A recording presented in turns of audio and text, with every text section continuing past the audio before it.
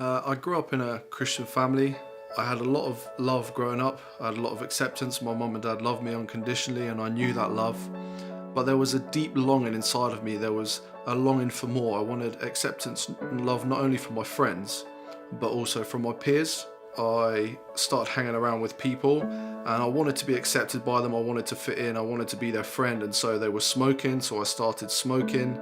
They would start drinking, so I'd start drinking. There were times as I started hanging around with these people that were smoking cannabis and drinking alcohol, that we met other people that were taking harder drugs, ecstasy. They were going to raves, illegal raves all over the weekend. And so I found myself becoming more and more involved with these people, more and more involved in this lifestyle.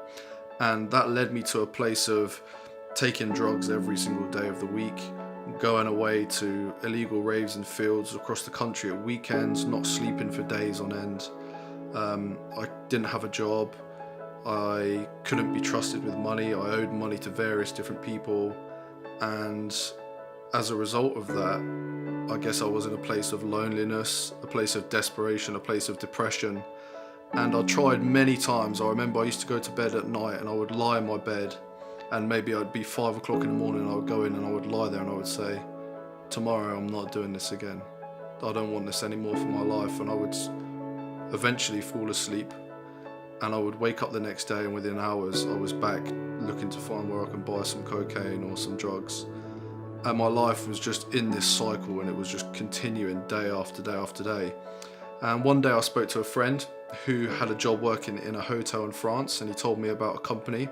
And so I applied online, and I thought this would be a fresh start for me, a new opportunity to try and break free from the cycle and from the people that I was hanging around with. And I went for an interview, I got a job. A month later I was in Austria, but probably within 24 hours of being in the country, I was again taking ecstasy tablets, and there just really wasn't any hope. I started drinking a lot more alcohol. I was moving from place to place, staying with various different people. And again, I lost my job in Austria. And at that time, I tried to keep going on my own strength, but got deeper and deeper into alcoholism, and got to a place in the end where I just thought, I'm completely fed up with this. I need to change my life. It was the 6th of February, I think it was 2006, and I phoned my mum and dad on my birthday to see how they were doing. And as I was on the phone to them, I asked how the family was doing, and they said that Andy, who's my older brother, had gone into a place called Batel, which was a Christian community that takes men and women with problems of drug and alcohol addiction and been in and out of prison. And I remember putting the phone down and thinking, wow, there's no way I will ever go there. But probably 4 months later, I just became fed up with life. I felt empty, I felt lonely, I was away from my family. I felt like all the doors, all the opportunities had been closed behind me. And I got on a payphone, I bought a phone card, and I phoned my dad, and I said to him, Dad, I need to go to Batel.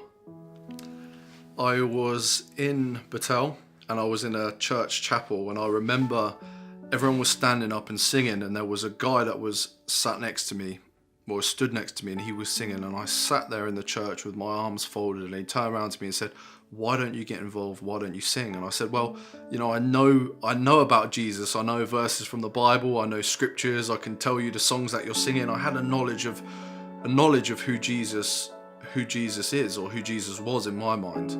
And he said to me, if you don't sing, if you don't open up yourself, you will just stay in the same place. You'll stay there for another year with your arms folded. So as they started to worship, I started to sing the songs and to sing these words. But as I started to sing the words in the song, it started to become a reality in my life, and the truth of who Jesus is really started to touch me in a very deep, profound way. He started to reveal to me that Jesus died for me, that he loved me, that I'm accepted as I am, that I can come as I am with all my baggage, with all my flaws, with all my failings. And it was what I would call a beautiful collision. It caught me by surprise. I wasn't looking to encounter God. I went to this Christian community to go for a year and to get free from drug addiction. I'd heard about Jesus, but I didn't know that you could have a real relationship with him. And I met Jesus, and when I encountered him, my whole life was completely transformed from that moment. I felt a peace like I'd never felt before. I didn't need to be anybody, I didn't need to act in a certain way, I didn't need to play the fool. I was accepted as I was, and I think for the first time in my life I felt comfortable in my own skin.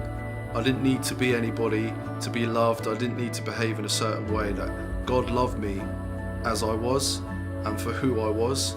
You know, I walk with a sense of peace, I walk with a sense of purpose, of destiny, of hope, of favour, of love, of all those things that I was looking for in the world. I was looking for acceptance, and all the places I searched for it left me feeling empty. But when I met Jesus and I knew that he loved me, I felt full, and I felt satisfied ever since.